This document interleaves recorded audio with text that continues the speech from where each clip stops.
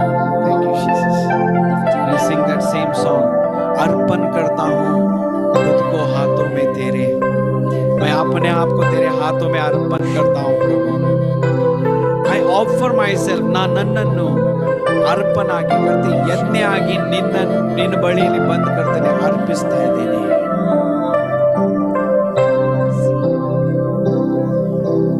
अर्पण करता हूँ खुद को हाथों में तेरे, धो दे मुझको तू प्रभु वचनों से तेरे, तेरी इच्छा पर तू मुझको चला, भर दे पवित्र आत्मा से मुझको खुदा.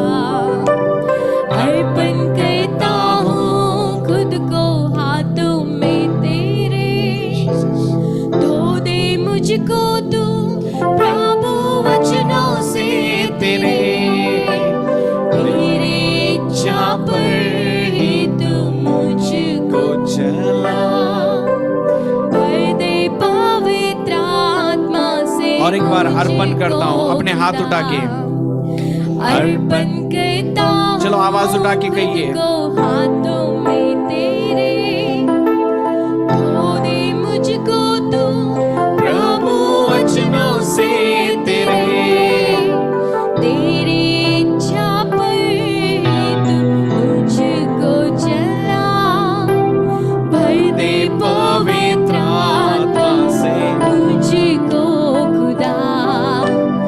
आराधना तेरी आराधना यीशु मेरे, तेरी आराधना आराधना तेरी आराधना यीशु मेरे तेरी आराधना. पिता परमेश्वर हम अपने आप को अर्पण करते हैं. ತಂದೆಯಾದ ದೇವರೇ, ನಮ್ಮನ್ನು ನಾವು ಅರ್ಪಿಸ್ತಾ ಇದ್ದೇವೆ. Lord, we want to submit a best worship and offering to you, Father. ಕರ್ತನೆ, ಒಂದು ಉತ್ತಮವಾದ ಆರಾಧನೆ ನಿನಗೆ ಸಲ್ಲಿಸ್ತೇವೆ. We believe this worship you have enjoyed with the worship that we, Lord, offered to you today. ನಾವು ನಿನಗೆ ಒಪ್ಪಿಸಿದಂತ ಸಲ್ಲಿಸಿದಂತ ಆರಾಧನೆಯನ್ನು ನೀನು ಅಂಗೀಕರಿಸಿದ್ಯಾ ಎಂಬುದಾಗಿ ನಾವು ನಂಬುತ್ತೇವೆ ಸ್ವಾಮಿ. Lord, it's only for you alone. ನಿನ್ನೊಬ್ಬನಿಗೆ ಮಾತ್ರ ಸ್ವಾಮಿ, We were singing for you alone. ನಿನ್ನೊಬ್ಬನಿಗೆ ಮಾತ್ರ ನಾವು ಹಾಡ್ತಾ ಇರೋದು. You are our first love, Lord. ನೀನು ನಮ್ಮ ಮೊದಲ ಪ್ರೀತಿಯಾಗಿದೆಯಾ There Swami. is no one other than you, Lord. ನಿನ್ನನ್ನು ಬಿಟ್ಟು ಬೇರೆ ಯಾರು ಇಲ್ಲ ರಾಜ. We want to live for you, sing for you, Lord, ನಿನಗಾಗಿ ನಾವು ಜೀವಿಸಬೇಕು, ನಿನಗಾಗಿ ನಾವು ಹಾಡಬೇಕು and Swami. offer ourselves for you, ನಮ್ಮನ್ನು Father. ನಾವು ನಿನ್ನಲ್ಲಿ ಒಪ್ಪಿಸಿಕೊಡ್ತಾ ಇದ್ದೇವೆ. Thank you, Father, for hearing our ನಮ್ಮ prayers. ಪ್ರಾರ್ಥನೆಯನ್ನು ಕೇಳಿದಕ್ಕಾಗಿ ವಂದನೆ ತಂದೆ. We give you glory and honor. ಘನಮಾನ ನಿನಗೆ In ಸಲ್ಲಿಸುತ್ತೇವೆ Jesus' name. ಯೇಸುವಿನ ನಾಮದಲ್ಲಿ. और एक बार जोरदार तालियां परमेश्वर ಇನ್ನೊಂದು को. ಸಾರಿ ಗಟ್ಟಿಯಾದ ಚಪ್ಪಾಳೆಯನ್ನು ನಮ್ಮ ಕರ್ತನಿಗಾಗಿ.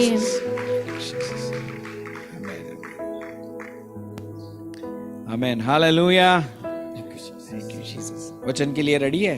ದೇವರ ವಾಕ್ಯಕ್ಕಾಗಿ ಸಿದ್ಧರಾಗಿದ್ದಾರಾ? 15 दिन से परमेश्वर एक बात मुझसे बात कर रहा था. 15 ದಿನಗಳಿಂದ ದೇವರು ನನ್ನ ಕೂಡ ಮಾತನಾಡ್ತಾ ಇದ್ದಾರೆ.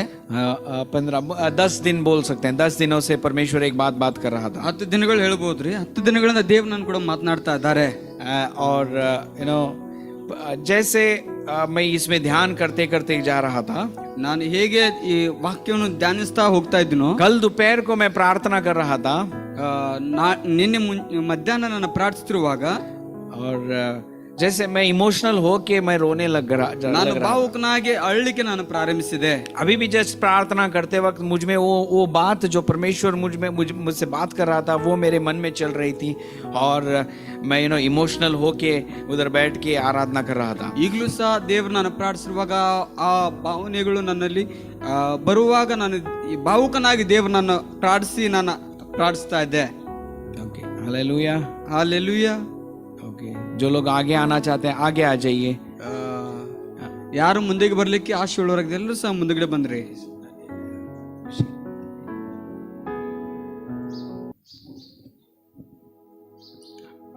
ಮುಂದಗಡೆ ಕೂತ್ಕೊಳ್ರಿ. ಪ್ರತಿ ಸಾರಿ ಹೇಳೋದಾಗ್ತದೆ, ನಿಮ್ಮ ಮುಂದಗಡೆ ಇರುವಂಥ ಖಾಲಿ ಚೇರ್ಗಳನ್ನ ನೀವು ತುಂಬಿಕೊಳ್ರಿ. ಹಿಂದ್ಗಡೆ ತಡವಾಗಿ ಬರೋರಿಗೆ ಆಗ್ತದೆ, ಅವಕಾಶ ಆಗ್ತದೆ. ನೀವು ಮುಂದ್ಗಡೆ ಬಂದು ಕೂತ್ಕೊಳ್ಳೋದಾದ್ರೆ ಚೆಂದಾಗಿ ಕಾಣಿಸ್ತದೆ ಮತ್ತು ಚೆಂದಾಗಿ ಕೇಳಲಿಕ್ಕೂ ಸಹ ಆಗ್ತದೆ. Hallelujah hallelujah. जो आगे आते हैं उनको उत्तम भोजन मिलता है. सिर्फ एक आमेन, एक सिस्टर आमेन बोले. जो आगे आता है उनको उत्तम भोजन मिलता है. ಯಾರು ಮುಂದ್ಗಡೆ ಬರ್ತಾರೋ ಅವ್ರಿಗೆ ಉತ್ತಮವಾಗಿರುವಂತಹ ಆಹಾರ ಸಿಗುತ್ತದೆ. उनको परमेश्वर उत्तम चीज रखा है.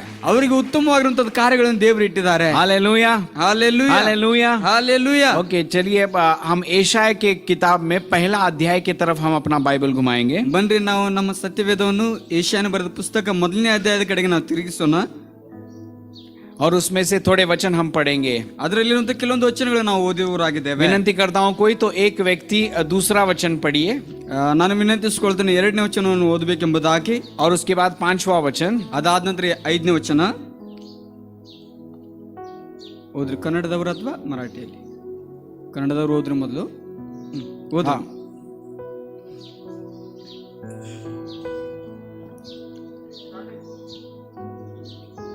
ಆಕಾಶ ಮಂಡಲವೇ ಆಲಿಸು, ಭೂಮಂಡಲವೇ ಕೇಳು. ಯೆಹೋವನು ಮಾಡುತ್ತಿದ್ದಾನೆ, ನಾನು ಸಾಕಿ ಸಲಹಿದ ಮಕ್ಕಳೇ ನನಗೆ ದ್ರೋಹ ಮಾಡಿದ್ದಾರೆ. ನನಗೆ ದ್ರೋಹ, मराठी में द्रोह मार्क ಮಾಡ್ಕೊಡ್ರಿ. मराठी मध्ये वाचा बघूया. हे आकाशा ऐक, अगे पृथ्वी कान दे, कारण परमेश्वर बोलत आहे, मी मुलांचे पालन पोषण केले, त्यास लहानाचे मोठे केले, तरी ती माझ्याशी फितूर झाली. माझ्याशी फितूर झाले. फितूर विद्रोही हिंदी में आता है. फितूर आज मार्क ಮಾಡ್ಕೊಡ್ರಿ. ದ್ರೋಹ ಮಾಡಿದ್ರೆ ಎಂಬುದು ಆ ವಚನ, ಆ ಶಬ್ದವನ್ನು ನೀವು ಮಾರ್ಕ್ ಮಾಡ್ಕೊಳ್ರಿ. 5वां वचन पढ़ेंगे. 5ನೇ ವಚನ ನಾವು ಓದ್ಕೊಳ್ಳೋಣ. ಏಕೆ ದ್ರೋಹವನ್ನು ಹೆಚ್ಚಿಸಿ ದ್ರೋಹ ಮಾರ್ಕ್ ಮಾಡ್ಕೊಳ್ರಿ. मराठी मध्ये वाचा बघूया. ಅಲ್ಲಿರುವಂತ ದ್ರೋಹ ಎಂಬ ಪದವನ್ನು ಮಾರ್ಕ್ ಮಾಡ್ಕೊಳ್ರಿ. ಮರಾಠಿಲಿ ಓದೋಣ. तुम्ही अधिक फितूर मार्क फितूर ते शब्द मार्क करून घ्या.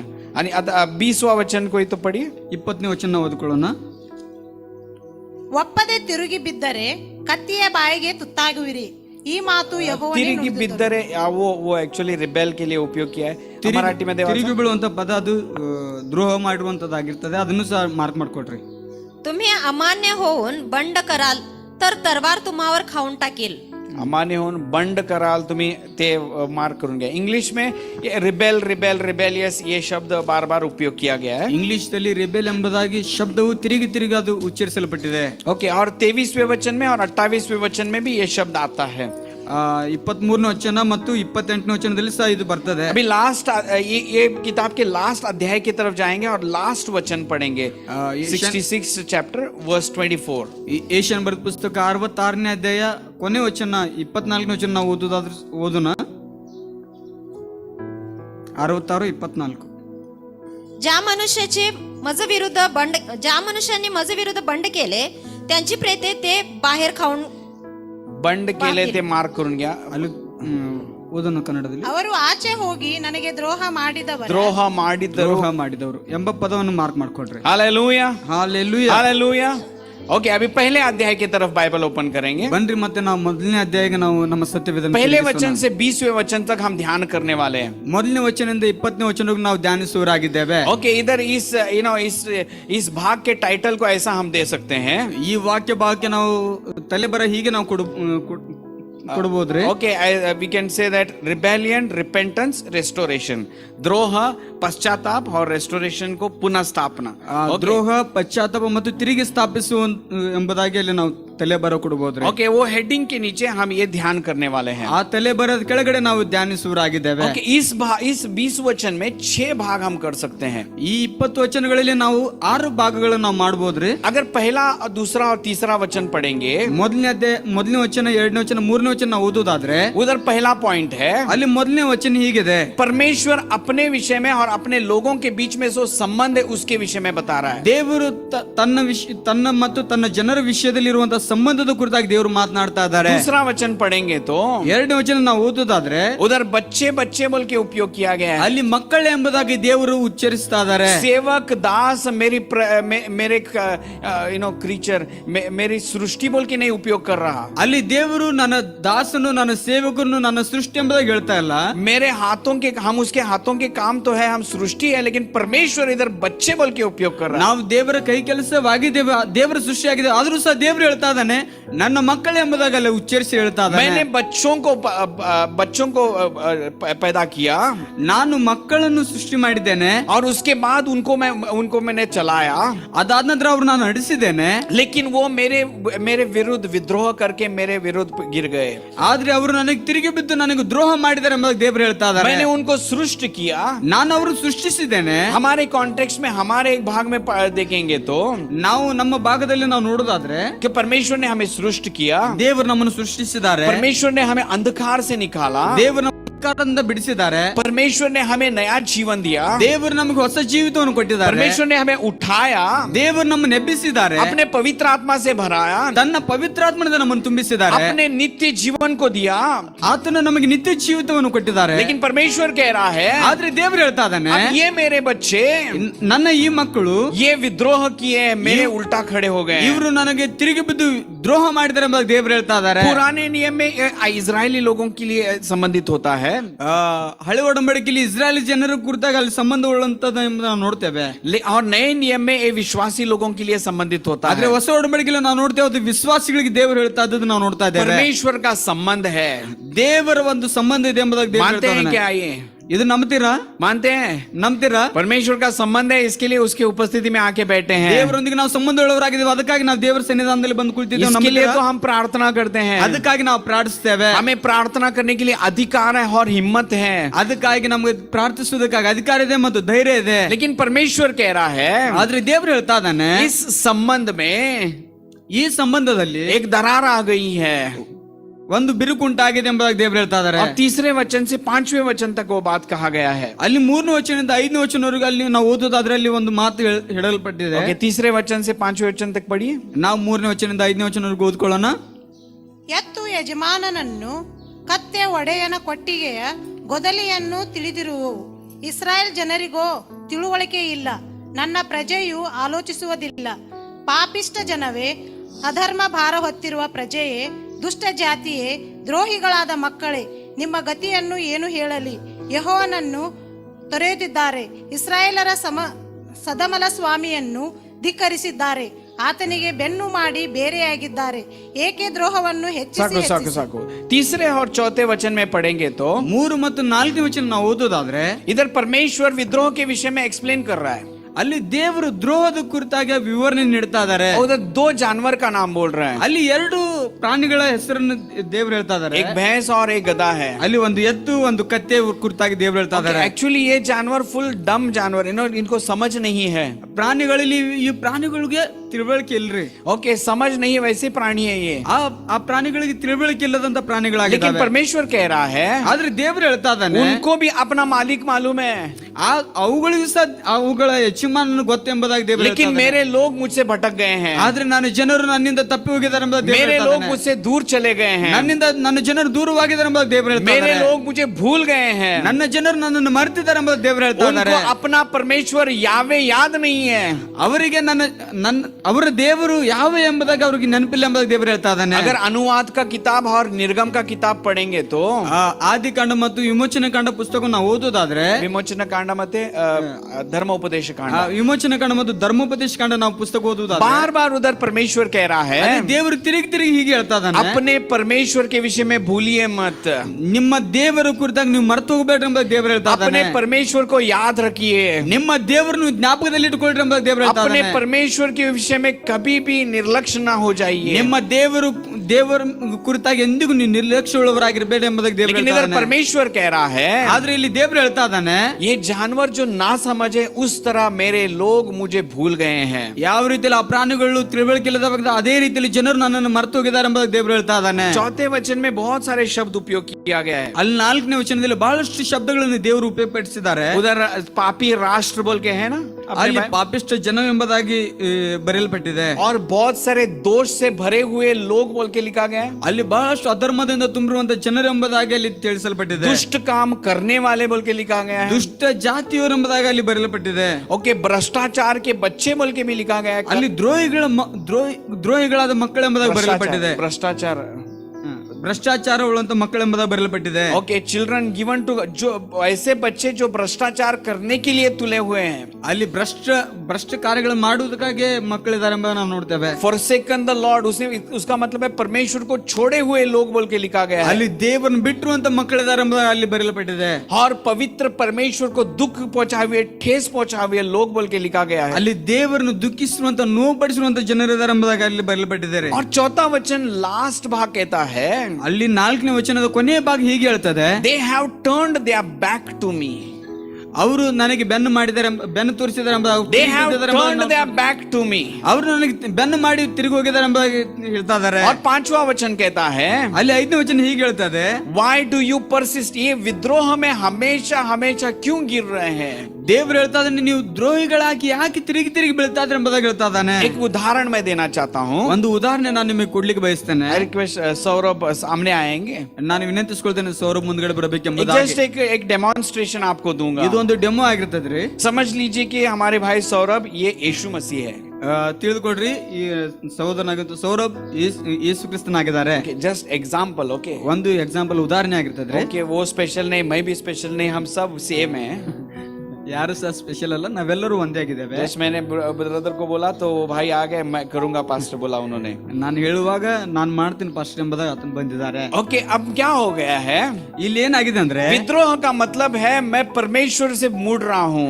ಅಲ್ಲಿ ದ್ರೋಹ ಅಂದ್ರೆ ದೇವರಿಗೆ ವಿರುದ್ಧವಾಗಿ ನಾನು ನಡೀತಾ ಇದ್ದೇನೆ ಎಂಬುದಾಗಿ ಹೇಳ್ತದೆ. और परमेश्वर मुझे पुकार रहा है, ದೇವರು ನನ್ನನ್ನು ಕರಿತಾ ಇದ್ದಾರೆ. लेकिन मैं क्या कर रहा हूँ? मैं अपना बैक दिखा रहा हूँ. ಆದ್ರೆ ನಾನೇನ್ ಮಾಡ್ತಾ ಇದ್ದೇನೆ, ನಾನು ಬೆನ್ನು ತೋರಿಸಿ ನಾನು ಹೋಗ್ತಾ ಇದ್ದೇನೆ. परमेश्वर मुझे बुला रहा है, ದೇವರು ನಾನು ಕರಿತಾ ಇದ್ದಾರೆ, मैं सुन रहा नहीं हूँ. ನಾನು ಕೇಳ್ತಾ ಇಲ್ಲ. परमेश्वर मुझे पुकार के कह रहा है, कम टू मी, मुझे मेरे पास आओ.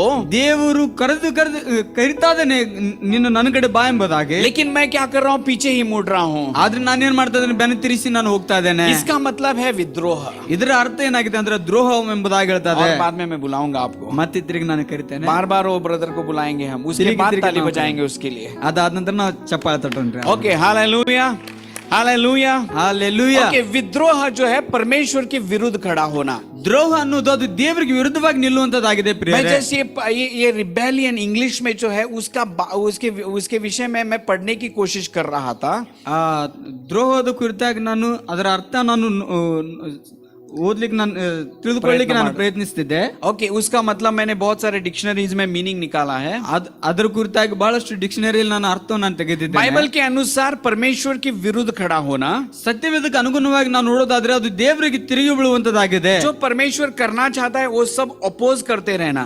ದೇವರು ಏನು ಮಾಡ್ಲಿಕ್ಕೆ ಬಯಸ್ತಾ ಅದನ್ನ ಅದಕ್ಕೆ ವಿರುದ್ಧವಾಗಿ ನಾವು ಮಾಡುವಂತ ಕಾರ್ಯವಾಗಿದೆ. उदाहरण, पार्लियामेंट में दो पार्टी रहते हैं, रूलिंग पार्टी रहती है, अपोजिंग पार्टी रहती है. ನಾವು ಪಾರ್ಲಿಮೆಂಟ್ ದಲ್ಲಿ ನಾವು ನೋಡ್ತೇವೆ ಎರಡು ಪಕ್ಷಗಳನ್ನ ನೋಡ್ತೇವೆ. ಒಂದು ಆಳುವಂತ ಪಕ್ಷ, ಅದನ್ನು ಟೀಕಿಸುವಂತ ಪಕ್ಷ ನಾವು ನೋಡ್ತೇವೆ. ओके, रूलिंग पार्टी रूल कर रहे हैं, लेकिन अपोजिंग पार्टी अपोज नहीं कर रहे, वो मिस्टेक्स फाइंड आउट कर रहे हैं. ಒಂದು ಅಧಿಕಾರ ನಡೆಸುವಂತ ಪಕ್ಷ ನಾವು ನೋಡ್ತೇವೆ, ಅವರು ರೂಲ್ ಮಾಡ್ತಾ ಇದಾರೆ. ಆದ್ರೆ ಅಪೋಸ್ ಆಗಿ ಕುಳಿತಿರುವಂತ ಪಕ್ಷ ಅವ್ರನ್ನು ಟೀಕಿಸುವಂತದ್ದು, ಅವರ ಮಿಸ್ಟೇಕ್ ಗಳನ್ನು ಕಂಡುಹಿಡಿಯುವಂತದ್ದು ಮಾಡ್ತಾ ಇದೆ. ये जो है ना, बाइबल के अनुसार रिबेल, उसका मतलब विद्रोह का मतलब अपोज से भी ज्यादा है.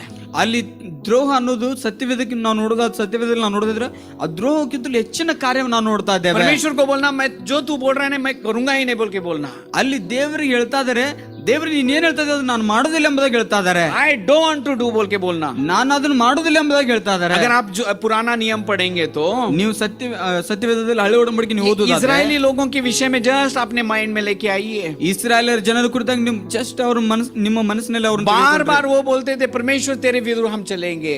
ಅವ್ರು ತಿರುಗಿ ಹೇಳ್ತಾ ಇದ್ರು, ದೇವ್ರೇ ನಾವು ನಿನಗೆ ವಿರುದ್ಧವಾಗಿ ನಾವು ನಡೀತೇವೆ तू ಎಂಬುದಾಗಿ. बोल रहा है लेकिन हम नहीं करेंगे. ನೀನ್ ಹೇಳ್ತಾ ಇದ್ದೆ ಆದ್ರೆ ನಾವು ಮಾಡೋದಿಲ್ಲ ಎಂಬುದಾಗಿ ಹೇಳ್ತಾ ಇದ್ದಾರೆ. उसका मतलब है विद्रोह. ಅದರ ಅರ್ಥವಾಗಿದೆ ದ್ರೋಹ ಎಂಬುದಾಗಿ. ओके, ये परमेश्वर के विरुद्ध खड़ा रहना है. ಇದು ದೇವರಿಗೆ ವಿರುದ್ಧವಾಗಿ ನಿಲ್ಲುವಂತ ಕಾರ್ಯವಾಗಿದೆ ಪ್ರಿಯರೇ. पहली बात, विद्रोह जो है ना, ये शैतान के विषय में जाता है. ಮೊದಲನೇ ವಿಷಯ ದ್ರೋಹ ಅನ್ನೋದು ಅದು ಸೈತಾನ ಕುರಿತಾಗಿ ಹೋಗುವಂತದ್ದಾಗಿದೆ. इसी किताब में 14वां अध्याय बाद में घर को जाके आप पढ़ सकते हैं.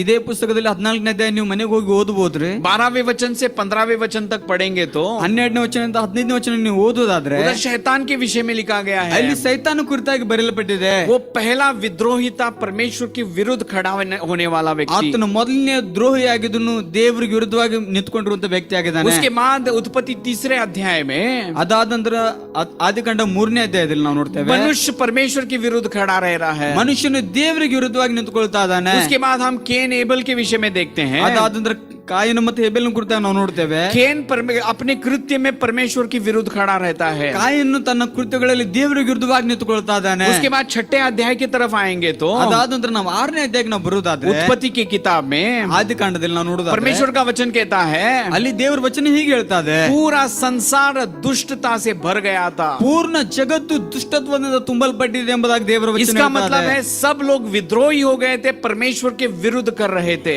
ಅಲ್ಲಿ ಅದರ ಅರ್ಥ ಎಲ್ಲರೂ ಸಹ ದೇವರಿಗೆ ವಿರುದ್ಧವಾಗಿ ನಿಂತ್ಕೊಂಡು ದೇವರಿಗೆ ದ್ರೋಹ ಮಾಡ್ತಾ ಇದ್ರೆ ನಾವು ನೋಡ್ತಾ ऐसे ಇದ್ದೇವೆ. आगे आते आते पहले सैमुएल 15वें अध्याय की तरफ आएंगे तो ಹಾಗೆ ನಾವು ನೋಡ್ತಾ ನೋಡ್ತಾ ಮೊದಲನೇ ಸಮಯದಲ್ಲಿ ಮೊದಲನೇ ಅಧ್ಯಾಯದಲ್ಲಿ ನಾವು ನೋಡೋದಾದ್ರೆ 15ನೇ ಅಧ್ಯಾಯ. 15ನೇ ಅಧ್ಯಾಯದಲ್ಲಿ ನಾವು ನೋಡೋದಾದ್ರೆ उधर सॉल के विषय में लिखा गया है। ಅಲ್ಲಿ ಸೌಲನ್ನು ಕುರಿತಾಗಿ ನಾವು ನೋಡ್ತೇವೆ. मैं बाइबल में चेक कर रहा था, ನಾನು ಸತ್ಯವೇದದಲ್ಲಿ ನಾವು ನೋಡ್ತಾ ಇದ್ದೆ, रिबेल शब्द सॉल को उपयोग किया गया है। ಅಲ್ಲಿ ದ್ರೋಹ ಕುರಿತಾಗಿ ಸೌಲನ್ನು ಕುರಿತಾಗಿ ಬರೆಯಲ್ಪಟ್ಟಿದೆ. सॉल परमेश्वर के विरुद्ध रिबेल किया, विद्रोह किया। ಅಲ್ಲಿ ಸೌಲನ್ನು ದೇವರಿಗೆ ವಿರುದ್ಧವಾಗಿ ದ್ರೋಹ ಮಾಡ್ತಾ ಇದ್ದಾನೆ, ತಿರುಗಿ ಬೀಳ್ತಾ ಇದ್ದಾನೆ ನಮ್ಮ ನಾವು ನೋಡ್ತಾ ಇದ್ದೇವೆ. अगर भजन संहिता में 107वां भजन संहिता ओपन करेंगे तो ಕೀರ್ತನೆಗಳು 106ನೇ 107ನೇ ಕೀರ್ತನೆ ನಾವು ತೆಗೆಯೋದಾದ್ರೆ 10वां और 11वां वचन देखेंगे तो 10 ಮತ್ತು 11ನೇ ವಚನ ನಾವು ಓದೋದಾದ್ರೆ उधर हम देखते हैं परमेश्वर कहता है ಅಲ್ಲಿ ದೇವರು ಹೀಗೆ ಹೇಳ್ತಾ ಇದ್ದಾನೆ, इजरायली लोग विद्रोह कर रहे हैं। ಇಸ್ರಾಯೇಲ್ ಜನರು ದ್ರೋಹ ಮಾಡ್ತಾ ಇದ್ದಾರೆ ಎಂಬ ದೇವರು इजरायली ಹೇಳ್ತಾ लोग ಇದೆ. विद्रोह करने की वजह से परमेश्वर के क्रोध और परमेश्वर के दुख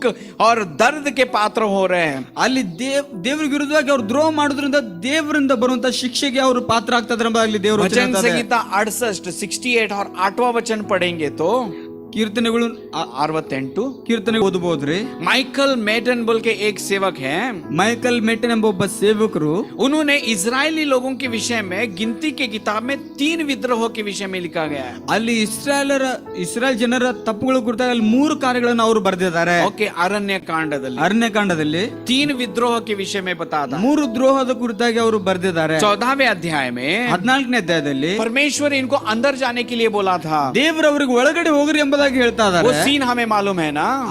ಆ ಚಿತ್ರ ನಮ್ಗೆ ಗೊತ್ತಿದೆ ಅಲ್ರಿ. 12 लोग अंदर जाके कनान देश को देख के आए, 12 ಜನರು ಕಾನಾನ್ ದೇಶಕ್ಕೆ ಒಳಗಡೆ ಹೋಗಿ ಅದನ್ನ ಪರೀಕ್ಷಿಸಿ ಬಂದ್ರು. लेकिन क्या हो गया, ಆದ್ರೆ ಏನಾಯ್ತಂದ್ರೆ 10 लोग बोल रहे थे हमें अंदर नहीं जाना है। 10 ಜನರು ಹೇಳ್ತಾ ಇದ್ರೆ ನಾವು ಒಳಗಡೆ ಹೋಗುದಿಲ್ಲ 2 ಎಂಬುದಾಗಿ. लोग यहोशू और कालेब बोले हम अंदर जा सकते ಆದ್ರೆ हैं। 2 ಜನರು ಕಾಲೇಬ್ ಮತ್ತು ಯೆಹೋಶುವನು ಹೇಳ್ತಾ ಇದ್ರೆ ನಾವು ಒಳಗಡೆ ಹೋಗ್ತೇವೆ और ಎಂಬುದಾಗಿ. 14वां वचन 14वां अध्याय पहले वचन से पढ़ते जाएंगे तो 14ನೇ ಅಧ್ಯಾಯ ಮೊದಲನೇ ವಚನದಿಂದ ನಾವು ಓದುತ್ತಾ ಹೋಗೋದಾದ್ರೆ उधर बाइबल स्पष्ट कहता है कि उस दिन वो लोग परमेश्वर के विरुद्ध विद्रोह किए। ಅಲ್ಲಿ ಸತ್ಯವೇದ ಸ್ಪಷ್ಟವಾಗಿ ಹೇಳ್ತದೆ, ಆ ಜನರು ದೇವರಿಗೆ ವಿರುದ್ಧವಾಗಿ ತಿರುಗಿ ಬಿದ್ರು ಎಂಬುದಾಗಿ. वो परमेश्वर के विरुद्ध उल्टा हो गए, ಅವರು ದೇವರಿಗೆ ವಿರುದ್ಧವಾಗಿ ನಿಂತುಕೊಂಡ್ರು ಎಂಬುದನ್ನು ನಾವು ನೋಡ್ತೇವೆ. दूसरा विद्रोह जो माइकल मेडन कहता है, ಅಲ್ಲಿ 2ನೇ ದ್ರೋಹವನ್ನು ಈ ಮೈಕಲ್ ಸೇವಕರು ಹೀಗೆ ಹೇಳ್ತಾರೆ. ओके 12वां अध्याय पहला और दूसरा वचन पढ़ेंगे तो 12ನೇ ಅಧ್ಯಾಯ 1 ಮತ್ತು 2ನೇ ವಚನ ನಾವು ಓದುದಾದ್ರೆ उधर आरोन और मिरियम के विषय में है। ಅಲ್ಲಿ ಆರೋನ್ ಮತ್ತು ಮಿರ್ಯಾಮಳ ಕುರಿತಾಗಿ ಅಲ್ಲಿ वो ಬರೆಯಲ್ಪಟ್ಟಿದೆ. लोग मोशे के विरुद्ध खड़े होते हैं, ಅವರು ಮೋಶೆಗೆ ವಿರುದ್ಧವಾಗಿ ನಿಂತುಕೊಂಡ್ರು ಎಂಬುದನ್ನು वो भी ನೋಡ್ತೇವೆ. विद्रोह बोल के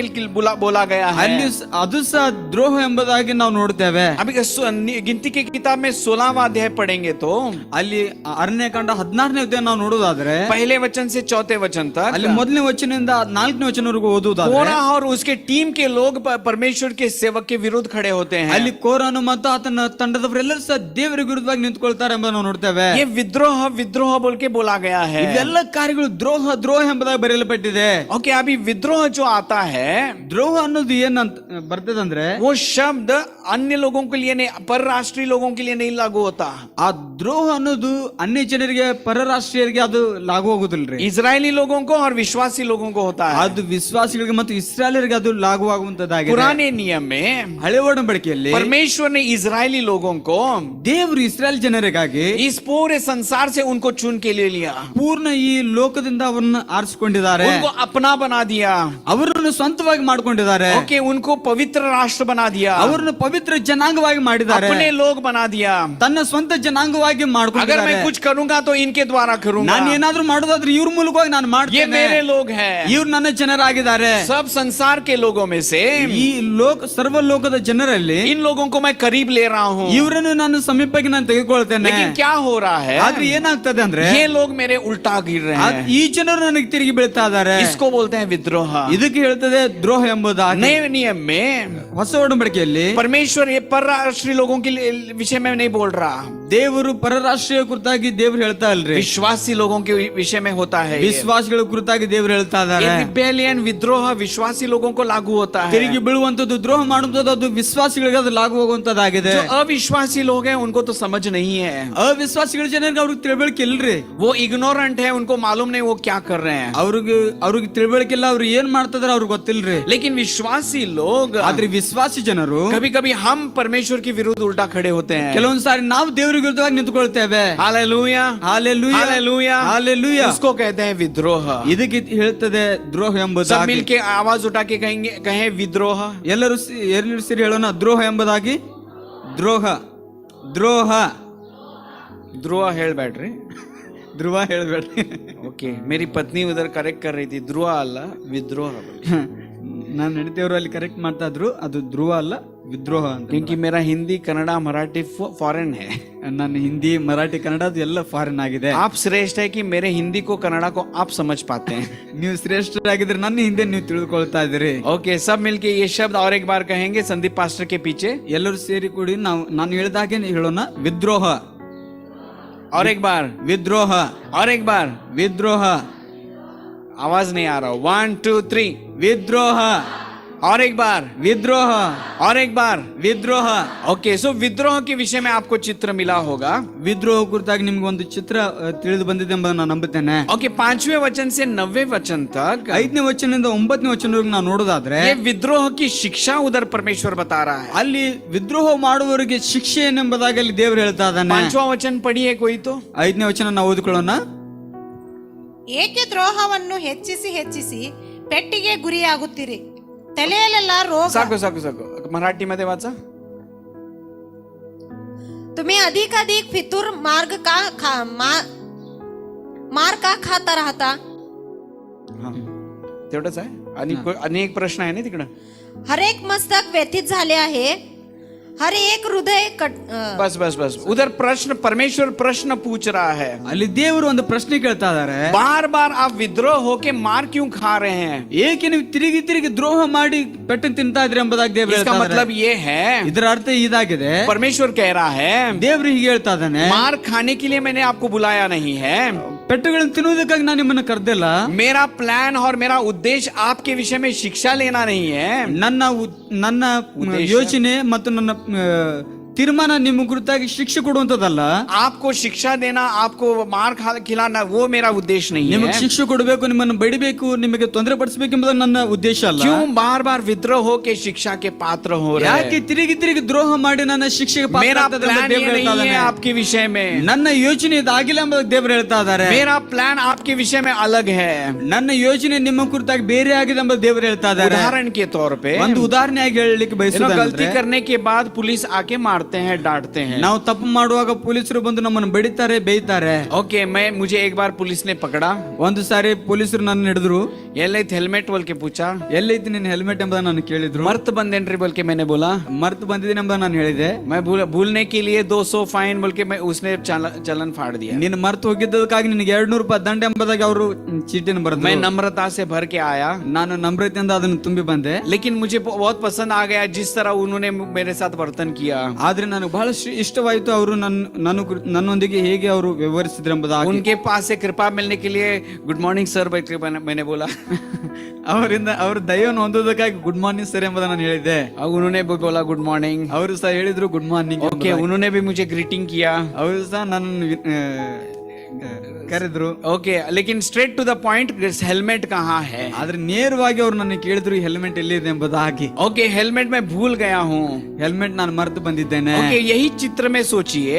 ಇದೇ ಚಿತ್ರವನ್ನು ನಾವು ಯೋಚಿಸೋಣ. कल भी मैं वही पुलिस को मिल रहा हूँ ತಿರುಗಿ ಮತ್ತೆ ನಾಳೆ ಸಹ ಅದೇ ವ್ಯಕ್ತಿಗೆ ನಾನು ಭೇಟಿ ಆಗೋದಾದ್ರೆ और एक बार वो चलन फाड़ रहा है. ಮತ್ತೊಂದ್ ಸಾರಿ ಅವರು ಚೀಟನ್ನ ಹರಿತಾ और ಇದ್ದಾರೆ. तीसरे दिन वही व्यक्ति को मिल रहा हूँ, वही पुलिस में और चलन फाड़ रहा ಆದ್ರೆ है. 3ನೇ ದಿನ ಮತ್ತೆ ಅದೇ ವ್ಯಕ್ತಿಗೆ ನಾನು ಸಿಗ್ತಾ ಇದ್ದೇನೆ, ಮತ್ತೆ ಅದೇ ವ್ಯಕ್ತಿ ಚೀಟಿ ಬರಿತಾ और ಹೇಳ್ತಾರೆ एक हफ्ते के बाद ये पुलिस बोल रहा है, ಒಂದು ವಾರ ಆದ ನಂತರ ಆ ಪೊಲೀಸ್ ನನಗೆ ಹೀಗೆ ಹೇಳ್ತಾ ಇದಾರೆ, बार बार हेलमेट के बगैर आके ये फाइन क्यों भर रहा है? ಹೆಲ್ಮೆಟ್ ಬಿಟ್ಟು ಬಂದು ಯಾಕೆ ನೀನು ತಿರುಗಿ ದಂಡ ಕಟ್ತಾ ಇದೆ ಎಂಬುದಾಗಿ मैं ಕೇಳ್ತಾ इधर ಇದಾರೆ. फाइन लेने के लिए नहीं बैठा हूँ, ನಾನು ಇಲ್ಲಿ ನಿಮ್ಮಿಂದ ದಂಡ ತೆಗೆದುಕೊಳ್ಳೋದಕ್ಕೆ ನಾನು तुझसे ನಿಂತ್ಕೊಂಡಿಲ್ಲ. फाइन लेने की मुझे खुशी नहीं है, ನಿನ್ನಿಂದ ದಂಡ ತೆಗೆದುಕೊಳ್ಳೋದಕ್ಕೆ ನಂಗೆ ಸಂತೋಷ ಇಲ್ಲ. लेकिन तू हेलमेट के वजह बगैर आ रहा है, इसके लिए मैं फाइन देना पड़ ನೀನ್ रहा है। ಹೆಲ್ಮೆಟ್ ಬಿಟ್ಟು ಬರೋದ್ರಿಂದ ನಾನು ನಿನ್ನಿಂದ ದಂಡ ತೆಗೆದುಕೊಳ್ತಾ ಇದ್ದೇನೆ ಎಂಬುದಾಗಿ ಹೇಳ್ತಾ ಇದ್ದಾರೆ. वही एक मतलब है परमेश्वर इधर सवाल पूछने का। ಅದೇ ಒಂದು ಅರ್ಥವಾಗಿ ದೇವರು ಇಲ್ಲಿ ಸವಾಲು ಕೇಳ್ತಾ ಇದ್ದದ್ದು ಪ್ರಿಯರೇ. बार बार विद्रोह में गिर के आप मार क्यों खा रहे हैं? ಯಾಕೆ ತಿರುಗಿ ದ್ರೋಹ ಮಾಡಿ ನನ್ನಿಂದ ಶಿಕ್ಷಣ ಅನುಭವಿಸ್ತಾ ಇದ್ರೆ ಎಂಬುದಾಗಿ ದೇವರು उसके ಹೇಳ್ತಾ ಇದ್ದಾರೆ. बाद वो विद्रोह का इफेक्ट उधर देखते हैं। ಅಲ್ಲಿ ನಾವು ನೋಡ್ತೇವೆ ದೇವರಿಗೆ ದ್ರೋಹ ಮಾಡುವುದರಿಂದ ಏನು ಪರಿಣಾಮ ಆಗ್ತದೆ ಎಂಬ ದೇವರು ಹೇಳ್ತಾ ಇದ್ದಾರೆ.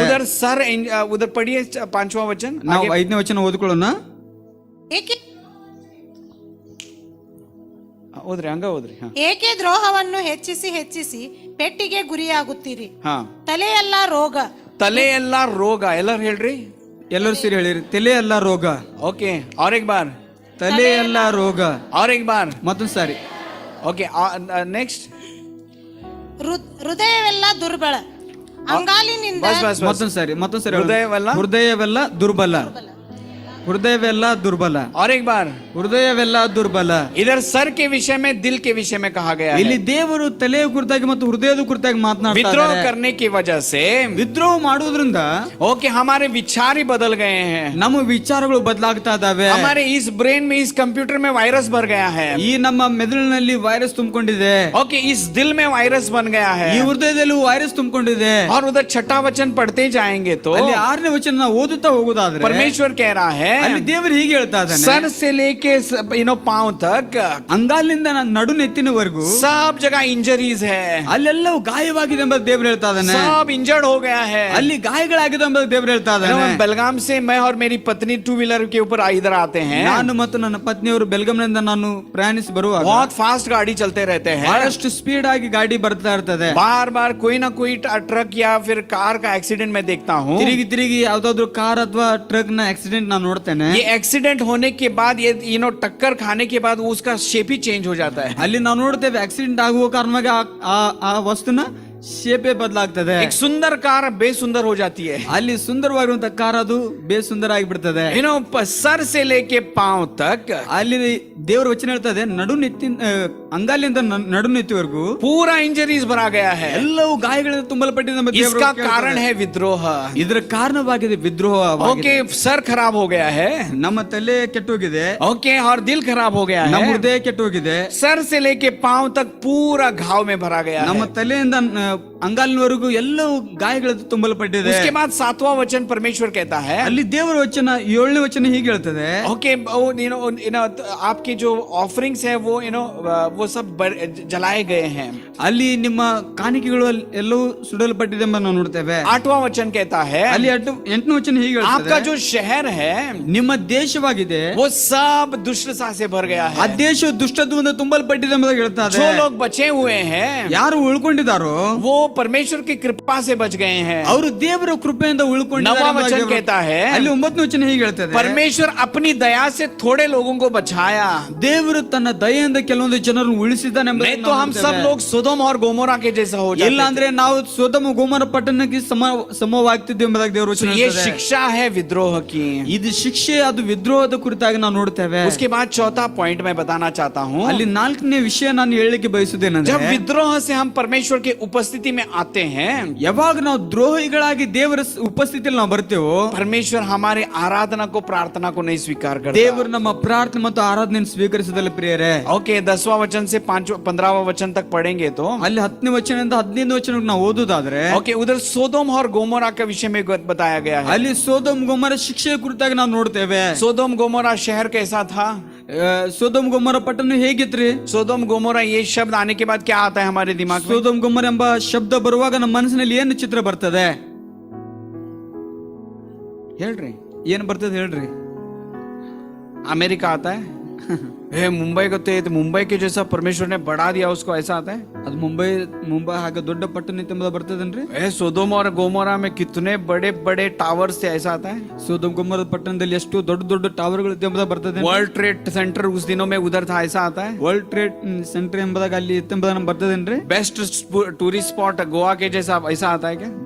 ಬೆಸ್ಟ್ ಒಂದು ಪ್ರವಾಸ ಸ್ಥಳ ಎಂಬುದಾಗ ಬರ್ತದೇನ್ರಿ? ओके, सोदोम गोमोरा हमारे माइंड में आता है तभी, ಸೋದೋಮ್ ಗೊಮೋರ ಎಂಬ ಶಬ್ದ ನಮ್ಮ ಮನಸ್ಸಿನಲ್ಲಿ ಬರುವಾಗ एक ही हमारे दिमाग में आता है। ಒಂದೇ ನಮಗೆ ವಿಚಾರ ಬರ್ತದೆ. परमेश्वर ने अग्नि को फेंक के उसको भस्म कर दिया। ದೇವರು ಪರಲೋಕದ ಅಗ್ನಿಯನ್ನು ಸುರಿಸಿ ಆ ಪಟ್ಟಣವನ್ನು ಸುಟ್ಟಾಕಿದ್ದಾರೆ और हमें मालूम है उसका कारण वो लोग दुष्ट बन गए थे। ಅದರ ಕಾರಣ ನಮ್ಗೆ ಗೊತ್ತಿದೆ, ಅವರು ದುಷ್ಟ ಜನರಾಗಿದ್ರು. और एक बात में, और एक भाषा में वो लोग विद्रोही बन गए थे। ಇನ್ನೊಂದು ಭಾಷೆಯಲ್ಲಿ ಹೇಳೋದಾದ್ರೆ ಅವರು ದೇವರ ವಿರುದ್ಧ ವಿದ್ರೋಹ ಮಾಡಿದ್ದಾರೆ ಎಂಬ ನಾವು परमेश्वर ನೋಡ್ತೇವೆ. कह रहा है ಅಲ್ಲಿ ದೇವರು ಹೀಗೆ ಹೇಳ್ತಾ ಇದ್ದಾನೆ, इजरायली लोगों को, ಇಸ್ರಾಯೇಲ್ ಜನರನ್ನು, इजराइल देश को, ಇಸ್ರಾಯೇಲ್ ದೇಶವನ್ನು, यरूशलेम शहर को, ಯೆರೂಸಲೇಮ್ ಪಟ್ಟಣವನ್ನು, सोदोम और गोमोरा को, ये दोनों नाम को और ये दोनों शहर को लागू करके बोल रहा है। ದೇವರು ಹೇಳ್ತಾ ಇದ್ದಾನೆ ಇಸ್ರಾಯೇಲ್ ದೇಶವನ್ನು, ಯೆರೂಸಲೇಮ್ ಪಟ್ಟಣವನ್ನು ಸೋದೋಮ್ ಗೊಮೋರ ಪಟ್ಟಣಕ್ಕೆ ಸೂಚಿಸಿ ದೇವರು ಹೇಳ್ತಾ ಇದ್ದಾನೆ कि आप सोदोम गोमोरा के जैसे कैसे हो गए।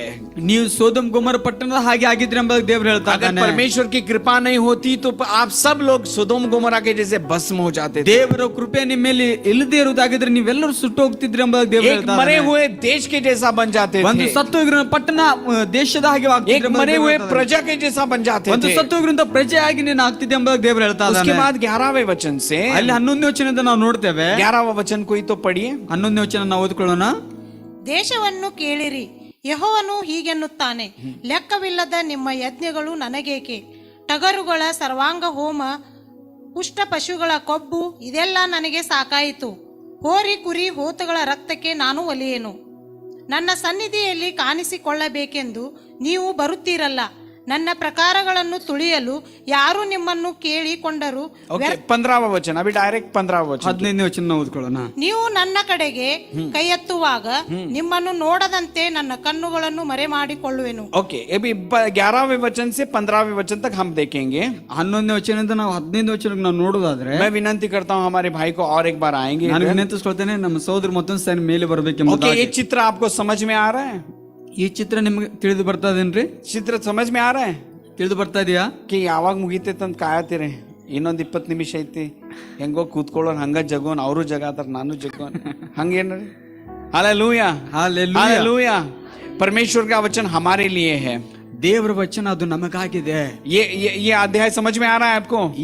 ಈ ಅಧ್ಯಾಯ ನಿಮಗೆ विद्रोह का मतलब समझ में आ रहा है? ವಿದ್ರೋಹದ ಕುರಿತಾಗಿ ನಿಮ್ಗೆ ಅರ್ಥ पहले ಆಗ್ತಾ ಇದೆ? डेमोन्स्ट्रेशन में मैंने बताया, ಮೊದಲನೇ डेमोन्स्ट्रेशन ಡೆಮಾನ್ಸ್ಟ್ರೇಷನ್ ದಲ್ಲಿ ನಿಮಗೆ ಹೀಗೆ ಹೇಳಿದ್ ನಾನು ये ಹೇಳಿದೆ, यीशु मसीह है, ಈತನು ಯೇಸು अब ಕ್ರಿಸ್ತನಾಗಿದ್ದಾನೆ, मैं विद्रोही बन गया हूँ, ನಾನು ವಿದ್ರೋಹಿ ಆಗಿದ್ದೇನೆ, और विद्रोही हो के मैं अपने पीठ को दिखा रहा हूँ। ನಾನು ವಿದ್ರೋಹ ಆಗಿ ನಾನು ಬೆನ್ನು ತೋರಿಸ್ತಾ ಇದ್ದೇನೆ ಎಂಬುದಾಗಿ परमेश्वर मुझे बुला रहा है, ದೇವರು ನಾನು ಕರಿತಾ ಇದ್ದಾನೆ, बुला रहा है, ಕರಿತಾ ಇದ್ದಾನೆ. ओके, लेकिन मैं अपने पीठ को दिखा रहा हूँ। ಆದ್ರೆ ನಾನು ಬೆನ್ನು ತೋರಿಸ್ತಾ ಇದ್ದೇನೆ. ओके, मैं क्या कर रहा हूँ? वो विद्रोही बन रहा हूँ। ನಾನು ಏನ್ ಮಾಡ್ತಾ ಇದ್ದೇನೆ? ವಿದ್ರೋಹಿ ಆಗ್ತಾ ಇದ್ದೇನೆ. परमेश्वर खींचने की कोशिश कर रहा है, ದೇವರು ನನ್ನನ್ನು ಜಗಲಿಕ್ಕೆ ಪ್ರಯತ್ನಿಸ್ತಾ लेकिन ಇದ್ದಾರೆ, मैं आ रहा नहीं हूँ, ಆದ್ರೆ ನಾನು ಬರ್ತಾ ಇಲ್ಲ. मैं मुड़ के भी देख रहा नहीं हूँ। ನಾನು ತಿರುಗಿಸ್ತಾ ನಾನು ನೋಡ್ತಾ ಇಲ್ಲ. ये विद्रोह है। ಇದು ವಿದ್ರೋಹವಾಗಿದೆ. विद्रोह के वजह से ವಿದ್ರೋಹದ ನಿಮಿತ್ತವಾಗಿ मैं शिक्षित हो गया हूँ, ನಾನು ಶಿಕ್ಷೆಗೆ ಒಳಗಾಗಿದ್ದೇನೆ, दुर्बल अवस्था में पहुंच गया ನಾನು हूँ, ದುರ್ಬಲ ಅವಸ್ಥೆಗೆ ಒಳಗಾಗಿದ್ದೇನೆ. मेरा सर मेरे विचार बदल गए हैं, ನನ್ನ ವಿಚಾರಗಳು ಬದಲಾಗಿದ್ದಾವೆ, मेरे विचार खराब हो गए ನನ್ನ हैं, ವಿಚಾರಗಳು ಎಲ್ಲವೂ मेरा दिल ಕೆಟ್ಟವುಗಳಾಗಿದ್ದಾವೆ, खराब हो गया ನನ್ನ है, ಹೃದಯ ಕೆಟ್ಟು ಹೋಗಿದೆ.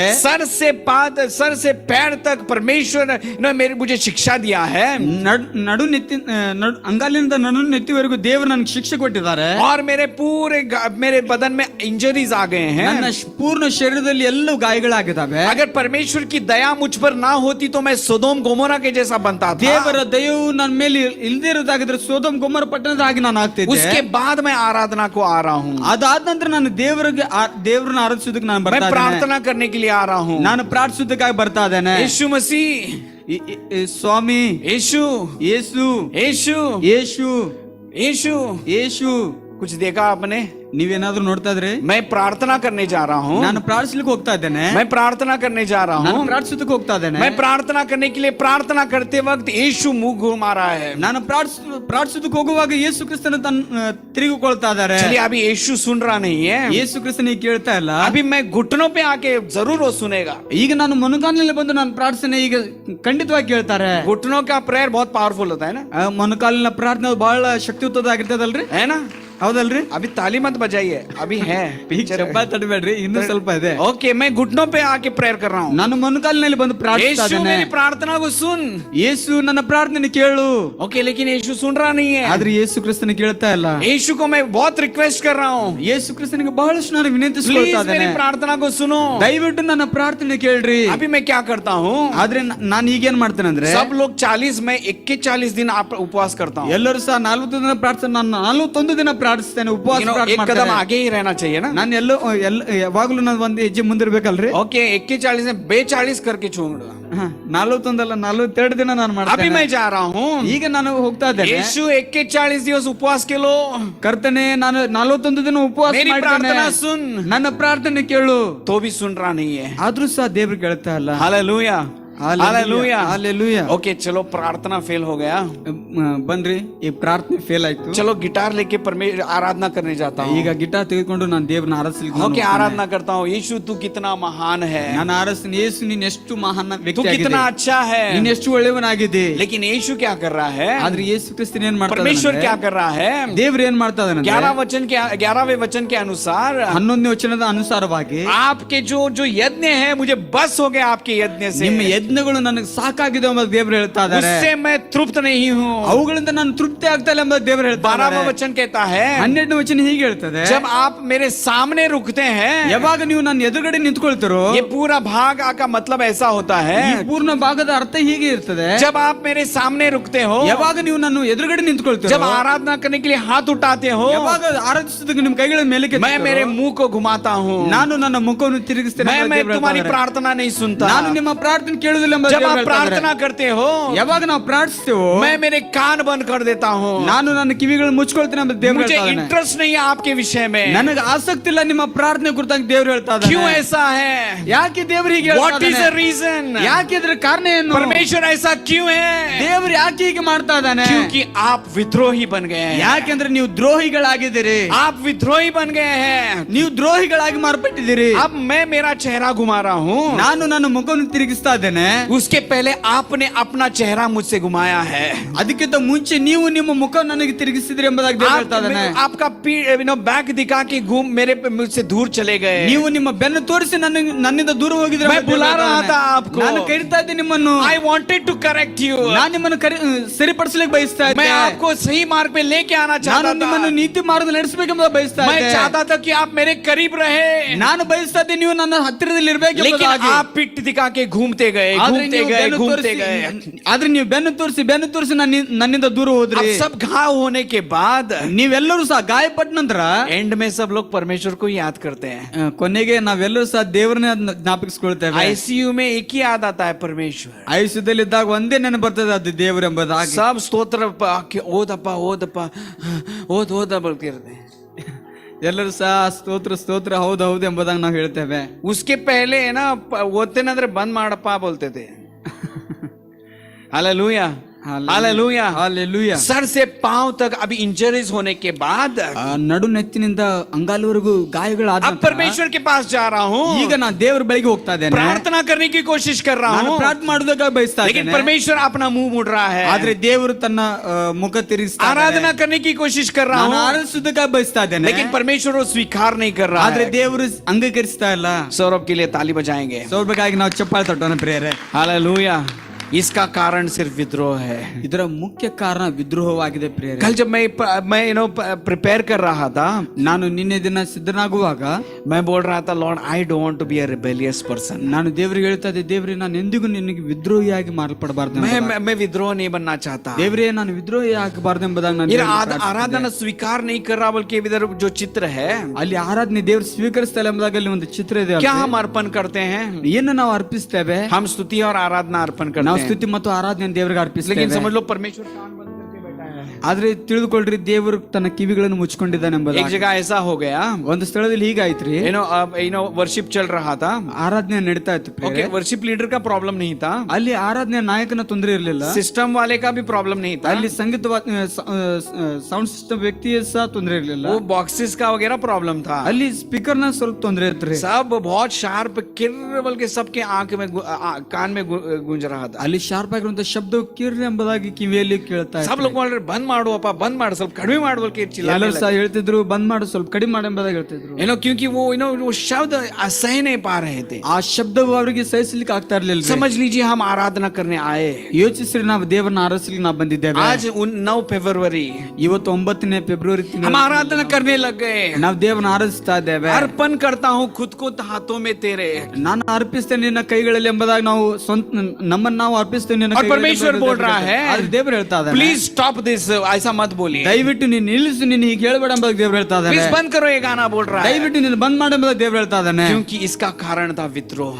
ಇದಕ್ಕೆ ಕಾರಣವೇನಾಗಿದೆ ಅಂದ್ರೆ ನಾವು ದ್ರೋಹಿಗಳಾಗಿದ್ದೇವೆ. हम स्तुति अर्पण करते हैं, ನಾವು ಸ್ತುತಿ ಅರ್ಪಣೆ ನಾವು ಮಾಡ್ತೇವೆ, हमारे हमारे हमारे ऑफरिंग्स अर्पण करते हैं, ನಮ್ಮ ಕಾಣಿಕೆಗಳು ನಾವು ದೇವರಿಗೆ ಅರ್ಪಿಸ್ತೇವೆ, हमारी सेवा अर्पण करते ನಮ್ಮ हैं. ಸೇವೆ ನಾವು ದೇವರಿಗೆ ಅರ್ಪಿಸ್ತೇವೆ. लेकिन परमेश्वर कह रहा है, ಆದ್ರೆ ದೇವರು ಹೇಳ್ತಾ ಇದ್ದಾನೆ, विद्रोही होने के कारण मैं मुड़ रहा हूँ. ನೀನು ವಿದ್ರೋಹಿ ಆಗಿರೋ ಕಾರಣವಾಗಿ ನಿನ್ನಿಂದ ನಾನು ಮುಖ ತಿರುಗಿಸ್ತೇನೆ ಎಂಬ ದೇವರು एक सेवक, एक बड़े सेवक ने अपने प्रचार में ऐसा कह रहे थे. ಒಬ್ಬ ಮಹಾನ್ ಸೇವಕರು ತಮ್ಮ ಪ್ರಚಾರದಲ್ಲಿ ಹೀಗೆ ಹೇಳ್ತಾ ಇದ್ರು, उनके बड़े चर्च में बहुत सारे लोग आते हैं. ಅವರು ಒಂದು ದೊಡ್ಡ ಸಭೆಯಲ್ಲಿ ಬಹಳಷ್ಟು ಜನರು ಬರ್ತಾ ಇದ್ರು. उसमें से एक व्यक्ति ऐसा हो गया, ಅದರಲ್ಲಿ ಒಬ್ಬ ವ್ಯಕ್ತಿ ಹೀಗಾದನು, बहुत बड़ा बंडल लेके ऑफरिंग देने आ गया. ಆತನು ದೊಡ್ಡ ಬಂಡಲ್ ಹಣ ತೆಗೆದುಕೊಂಡು ಕಾಣಿಕೆ ಕೊಡುವುದಕ್ಕೆ गुड ಬಂದನು. Thing, it's a good thing. Okay ಅದು ಒಳ್ಳೆ ಕಾರ್ಯವಾಗಿದೆ. ओके, सब लोग इंप्रेस हो गए. वाह, ಎಲ್ಲರೂ ಸಹ ಅಲ್ಲಿ ಭಾವುಕರಾದ್ರೆ, ओके, इंप्रेस ಆಗ್ಬಿಟ್ರು, ಆಕರ್ಷಿತರಾದ್ರು. It's a good thing, offering देना है. ಅದು ಒಳ್ಳೆ ಕಾರ್ಯ, ಕಾಣಿಕೆ ಕೊಡುವಂತದ್ದು. ओके, उसने आके दिया.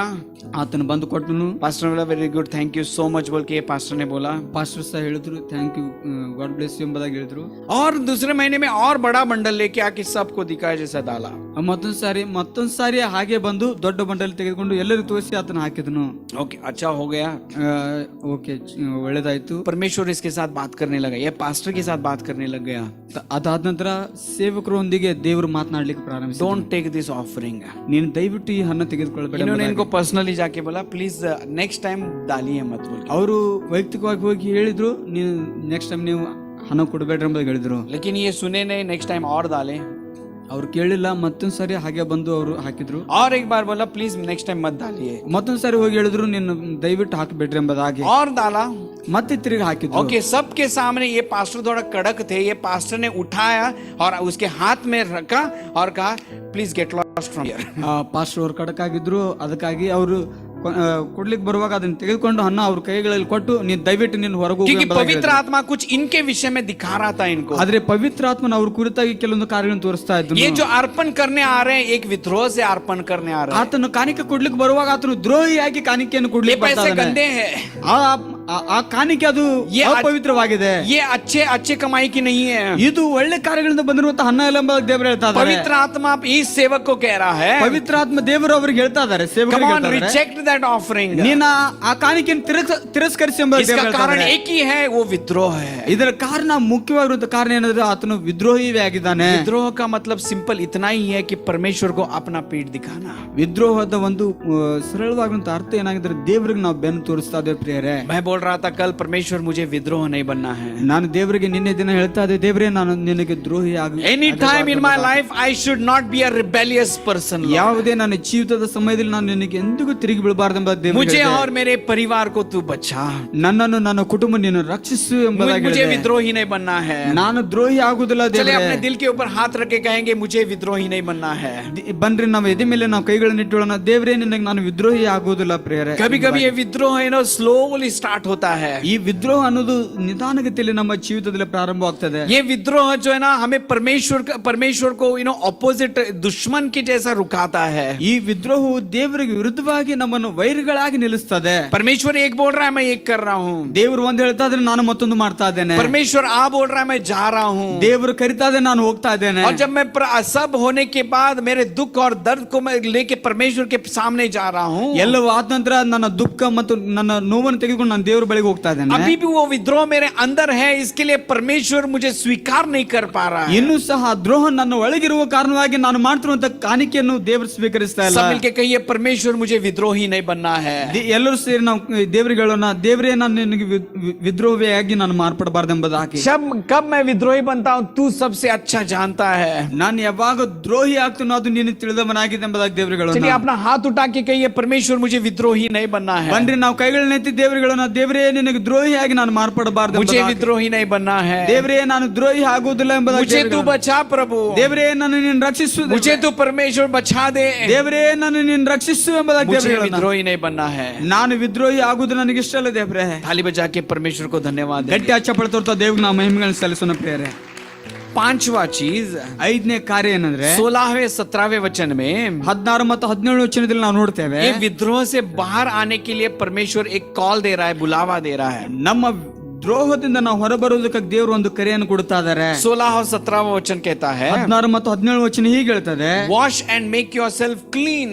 ನಿಮ್ಮನ್ನು ನೀವು ತೊಳೆದುಕೊಂಡು ಶುದ್ಧಿಪಡಿಸಿಕೊಡ್ರಿ ಎಂಬುದಾಗಿ ದೇವರು जो ಹೇಳ್ತಾ ಇದ್ದಾನೆ. दुष्टता है वो सब निकाल दीजिए। ನಿಮ್ಮಲ್ಲಿರುವಂತಹ ದುಷ್ಟತ್ವವನ್ನು ನೀವು ತೆಗೆದುಹಾಕ್ರಿ ಎಂಬುದಾಗಿ ದೇವರು ಹೇಳ್ತಾ ಇದ್ದಾನೆ. और उधर लिखा गया स्टॉप डूइंग रॉन्ग, गलत करना बंद कर दीजिए। ನೀವು ತಪ್ಪು ಕಾರ್ಯಗಳನ್ನು ಮಾಡೋದು ನಿಲ್ಲಿಸಿ ಬಿಡ್ರಿ ಎಂಬುದಾಗಿ ದೇವರು ಹೇಳ್ತಾ ಇದ್ದಾನೆ. ये परमेश्वर का बुलावा है। ಇದು ದೇವರ ಕರೆಯಾಗಿದೆ ಪ್ರಿಯ. ये सब होने के बाद ಇದೆಲ್ಲವಾದ ನಂತರ जब इंजर्ड होके परमेश्वर के सामने जब रुकते हैं, ಯಾವಾಗ ನಾವು ಗಾಯವುಳ್ಳವರಾಗಿ ದೇವರ ಮುಂದೆ ನಾವು ನಿಂತ್ಕೊಳ್ತೇವೆ, विद्रोह से पूर्ण मेरा बदन, मेरा सर से लेके पांव तक इंजर्ड हो गया है, ನಮ್ಮ ನಡುನೆತ್ತಿಂದ ಕಾಲಿನವರೆಗೆ ಯಾವಾಗ ನಾವು ಗಾಯವುಳ್ಳವರಾಗಿರ್ತೇವೆ, परमेश्वर कह रहा है, ದೇವರು ಹೇಳ್ತಾ ಇದ್ದಾನೆ, चलो मेरे बेटे अपने आप को तू धो दे, ಬಾ ಮಗನೇ ನಿನ್ನ ಶುದ್ಧೀಕರಿಸಿಕೋ ಎಂಬುದಾಗಿ ದೇವರು ಹೇಳ್ತಾ सब ಇದ್ದಾನೆ. गलत छोड़ दे, ಎಲ್ಲ ತಪ್ಪಾಗಿರುವಂತ ಕಾರ್ಯಗಳು ಬಿಟ್ಟು विद्रोह छोड़ दे, ವಿದ್ರೋಹವನ್ನು ನೀನು ಬಿಟ್ಟು ಬಿಡು, अपने आप को तू शुद्ध कर।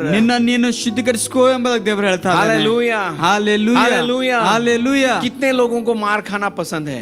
ಎಷ್ಟು ಜನರಿಗೆ ದೇವರಿಂದ ಶಿಕ್ಷೆ ಹೊಂದುವುದು ಇಷ್ಟ ಇದೆ ರೀ? देवरिंद अल्लाह शिक्षे ಹೊಂದೋದು, ಶಿಕ್ಷೆ ಹೊಂದುವುದು ಎಷ್ಟು ಜನರಿಗೆ ಇಷ್ಟ ಇದೆ? ओके, पुलिस आके आपको रप रप रप मारने का और बाद में चलो अनसित्री बोल के जाके हॉस्पिटल में ಪೊಲೀಸ್ ಬಂದು ರಪ್ ರಪ್ ರಪ್ ಬಡ್ದ ನಂತರ ಚಲೋ ಅನ್ಸ ಎಂಬುದಾಗಿ ನಾವು ಹೇಳ್ತೇವನ್ರಿ. कितने लोगों को पसंद है वो?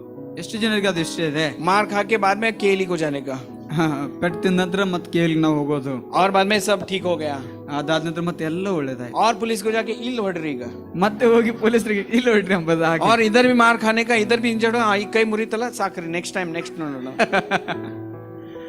ऐसा कोई है क्या? ಹಾಗೆ ಯಾರಾದ್ರೂ ಇದ್ದೀರೇನ್ರಿ? है क्या? Hallelujah, hallelujah. हमको वो दुख होता है ना, ನಮಗೆ ದುಃಖ ಆಗ್ತದಲ್ಲ, दर्द होता है ना, तो ये आत्मिक दर्द हमें महसूस होना चाहिए। ಈ ಆತ್ಮೀಯ ನೋವು ನಮಗೆ ಅನುಭವ ಆಗ್ಬೇಕು ಪ್ರಿಯರೇ. आज तू मुझे आके धो दे, ಆದ್ರೆ ಇವತ್ತು ನೀನು ಬಂದು ನನ್ನನ್ನು ಶುದ್ಧೀಕರಿಸು, मुझे तू हिम के जैसा शुद्ध और सफेद बना दे, ನೀನು ಹಿಮದಂತೆ ನನ್ನನ್ನು ಶುಭ್ರವಾಗಿ ಶುದ್ಧೀಕರಿಸು ಎಂಬುದಾಗಿ ದೇವರು. मुझे विद्रोही नहीं बनना है। ನಾನು ವಿದ್ರೋಹಿ ಆಗಿರುವುದು ನನಗೆ ಇಷ್ಟ ಅಲ್ಲ. चलिए हम सब लोग खड़े हो जाएंगे, ಬನ್ನಿ ನಾವೆಲ್ಲರೂ ಸಹ ಎದ್ದು ನಿಂತ್ಕೊಂಡು ದೇವರನ್ನ ನಾವು यही ಪ್ರಾರ್ಥಿಸೋಣ. प्रार्थना करेंगे, ಇದೇ ಪ್ರಾರ್ಥನೆ ನಾವು ಮಾಡೋಣ. मुझे विद्रोही नहीं बनना है। ನನಗೆ ವಿದ್ರೋಹಿ ಆಗಿರ್ಲಿಕ್ಕೆ ನನಗೆ ಇಷ್ಟ ಇಲ್ಲ. Oh Lord, I don't want to be a rebellion, oh Lord। ದೇವರೇ ನನಗೆ ವಿದ್ರೋಹಿ ಆಗಿರುವುದು ನನಗೆ ಇಷ್ಟ ಇಲ್ಲ ದೇವರೇ. अपने आंखें बंद करें, अपना हाथ उठाएं परमेश्वर ನಮ್ಮ की तरफ, ಕಣ್ಣುಗಳನ್ನು ಮುಚ್ಚಿ ನಾವು ಕೈಗಳನ್ನು ಎತ್ತುತ್ತಾ ದೇವರಿಗೆ ಹೇಳೋಣ ಪ್ರಿಯರೇ. अपने हाथ उठाएंगे परमेश्वर की तरफ, ನಮ್ಮ ಕೈಗಳನ್ನು ದೇವರ ಕಡೆಗೆ ನಾವು ಎತ್ತೋಣ और परमेश्वर से कहेंगे, ನಾವು ದೇವರಿಗೆ ಹೇಳೋಣ, परमेश्वर मुझे शैतान के जैसा नहीं बनना है। ದೇವರೇ ನಾನು ಸೈತಾನಾಗಿ ಆಗುವುದು ನನಗೆ ಇಷ್ಟ ಇಲ್ಲ. शैतान परमेश्वर को अपना बैक पीठ दिखा के वो गिर गया, ಸೈತಾನನು ದೇವರಿಗೆ ಬೆನ್ನು ತೋರಿಸಿ ಆತನು ಬಿದ್ದೋಗಿದ್ದಾನೆ. उसी तरह मानव भी गिर गया, ಅದೇ ರೀತಿಯಲ್ಲಿ ಮನುಷ್ಯನು ಸಹ ಬಿದ್ದೋಗಿದ್ದಾನೆ. उसी तरह कितने के लोग इतिहास में गिर गए। ಎಷ್ಟೋ ಜನರು ಇತಿಹಾಸದಲ್ಲಿ ಬಿದ್ದೋಗಿದ್ದಾರೆ. कहिए, मुझे और मेरे परिवार को विद्रोही नहीं बनना है। ನಾವು ಹೇಳೋಣ ಪ್ರಿಯರೇ, ನನಗೆ ನಾನು ಮತ್ತು ನನ್ನ ಕುಟುಂಬ ನಿನಗೆ ವಿರುದ್ಧವಾಗಿ ನಾವು ನಿಂತುಕೊಳ್ಬಾರ್ದು. विद्रोही की वजह से क्या होता है? ವಿದ್ರೋಹಿಗಳಾಗುವುದರಿಂದ ಏನಾಗ್ತದೆ? हमारा दिमाग खराब हो जाता है, ನಮ್ಮ ಬುದ್ಧಿ ಕೆಟ್ಟು ಹೋಗ್ತದೆ, हमारा विचार खराब हो जाता है, ನಮ್ಮ ಆಲೋಚನೆಗಳು ಕೆಟ್ಟು ಹೋಗ್ತಾವೆ. जब खोया हुआ पुत्र परमेश्वर अपने पिता से दूर गया था, ಯಾವಾಗ ತಪ್ಪೋಗಿರುವಂತ ಮಗನು ತಂದೆಯಿಂದ ದೂರ ಹೋಗಿದ್ನು, क्यों दूर गया? ಯಾಕೆ ಆತನು ದೂರವಾದನು? उसके विचार खराब हो गए थे, ಆತನ ವಿಚಾರಗಳು ಕೆಟ್ಟು ಹೋಗಿದ್ದು, उसका दिल खराब हो गया था, ಆತನ ಹೃದಯ ಕೆಟ್ಟು ಹೋಗಿದ್ದು ಪ್ರಿಯರೇ. और उसके बाद वो जब वापस आ रहा था, ಅದಾದ ನಂತರ ಆತನು ತಿರುಗಿ ಬರುವಾಗ एक बेटा एक भिखारी के जैसा वापस आ रहा था, ಒಬ್ಬ ಮಗನು ಒಬ್ಬ ಭಿಕ್ಷುಕನಾಗಿ ತಿರುಗಿ ಬರ್ತಾ ಇದ್ದಾನೆ. और परमेश्वर की दया उठी, ಅಲ್ಲಿ ದೇವರ ದಯೆ ಎದ್ದಿತ್ತೆಂಬ ನಾವು ನೋಡ್ತೇವೆ. परमेश्वर की दया उठी, ಅಲ್ಲಿ ದೇವರ ದಯೆ ಬಂತೆಂಬ ನಾವು ನೋಡ್ತೇವೆ. परमेश्वर की दया उठी और परमेश्वर और वो पिता दौड़ते हुए अपने बेटे को स्वीकारा. ಅಲ್ಲಿ ದೇವರ ದಯೆ ಬಂದಿರುವ ಕಾರಣವಾಗಿ ತಂದೆ ತನ್ನ ಮಗನನ್ನು ಅಂಗೀಕರಿಸಿದವ ನಾವು ನೋಡ್ತೇವೆ. मुझे विद्रोही नहीं बनना है. ನನಗೆ ವಿದ್ರೋಹಿ ಆಗಿರುವುದು ಇಷ್ಟ ಇಲ್ಲ. हाथ उठाइए परमेश्वर की तरफ, ದೇವರ ಒಂದಿಗೆ ಮಾತಾಡೋಣ ಪ್ರಿಯರೇ. हाथ उठाइए परमेश्वर की तरफ. ದೇವರ ಕಡೆಗೆ ನಮ್ಮ ಕೈಗಳನ್ನ ಎತ್ತೋಣ ಪ್ರಿಯರೇ. हाथ क्यों उठाना है? ಯಾಕೆ ನಾವು ಕೈಗಳನ್ನ ಎತ್ತಬೇಕು? हाथ उठाना का मतलब है मैं समर्पित कर रहा हूँ. ಕೈಗಳನ್ನ ಎತ್ತುವುದ ಅರ್ಥ ನಾವು ದೇವರಿಗೆ ಸಮರ್ಪಿಸ್ತಾ ಇದ್ದೇವೆ. मुझे विद्रोही नहीं बनना है. ನನಗೆ ವಿದ್ರೋಹಿ ಆಗಿರುವುದು ಇಷ್ಟ ಅಲ್ಲ. मुझे इस इंजरीज घाय के स्थिति में नहीं पहुंचना है. ನನಗೆ ಈ ಗಾಯಗಳಲ್ಲಿ ಇರುವುದು ನನಗೆ ಇಷ್ಟ ಅಲ್ಲ ದೇವರೇ. अगर हम उस स्थिति में हैं तो ನಾವು ಆ ಸ್ಥಿತಿಗಳಲ್ಲಿ ಇರುವುದಾಗಿದ್ರೆ परमेश्वर हमें बुला रहा है. ದೇವರು ನಮ್ಮನ್ನು ಕರೀತಾ ಇದ್ದಾನೆ. हाँ, परमेश्वर उस शिक्षा के स्थिति से गुजर के मुझे अच्छे स्थिति में पहुंचना है. ದೇವರೇ ನಾನು ಈ ಶಿಕ್ಷೆಯ ಪರಿಸ್ಥಿತಿಯನ್ನು ದಾಟಿ ಹೋಗಿ ಉತ್ತಮ ಸ್ಥಿತಿಗೆ ನಾನು ಬರ್ಲಿಕ್ಕೆ ನಾನು मुझे ಇಷ್ಟಪಡ್ತೇನೆ. विद्रोही नहीं बनना है. ನನಗೆ ವಿದ್ರೋಹಿಗೆ ಆಗಿರುವ प्रार्थना करते रहिए, ಬನ್ರಿ ಪ್ರಾರ್ಥಿಸ್ತಾ ಇರೋಣ. प्रार्थना करते रहिए. ದೇವರೊಂದಿಗೆ ಪ್ರಾರ್ಥಿಸ್ತಾ ಇರೋಣ.